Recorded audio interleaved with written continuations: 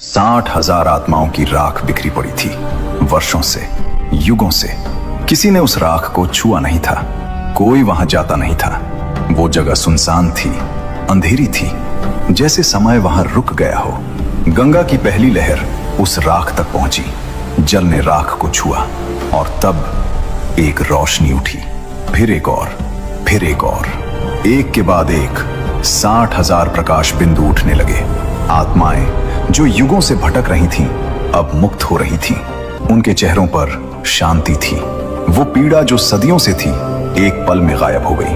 वो ऊपर उठे, आकाश की तरफ, स्वर्ग की तरफ। और भगीरथ जो पास खड़े थे, उनकी आंखों से आंसू बह रहे थे।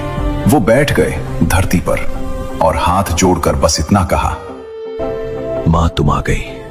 उस दिन से गंगा का सबसे प्रसिद्ध नाम बना भगीरथी, क्योंकि भगीरथ के संकल्प ने उन्हें धरती पर लाया था।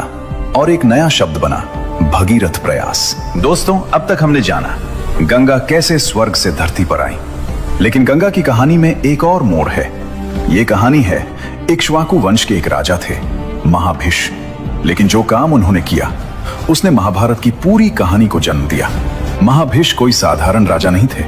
उन्होंने हजारों यज्ञ किए थे, जीवन भर धर्म का पालन किया था, हर कदम पर सत्य को चुना था। इतना पुण्य कमाया कि मृत्यु के बाद सीधे स्वर्गलोक पहुंच गए। ब्रह्मा जी की दिव्य सभा में उन्हें स्थान मिला। सोचिए वो पल, एक इंसान जो अपने कर्मों से देवताओं की बराबरी में बैठा हो।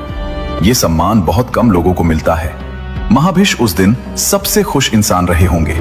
सभा चल रही थी, देवता थे, ऋषि थे, गंधर्व थे, और वहीं एक तरफ बैठी थी गंगा देवी, श्वेत वस्त्र, दिव्य तेज, शांत मुखमंडल। अगले एपिसोड में सुनिए एक और नई कहानी। ऐसी ही रोचक कहानियों के लिए चैनल को अभी सब्सक्राइब करें।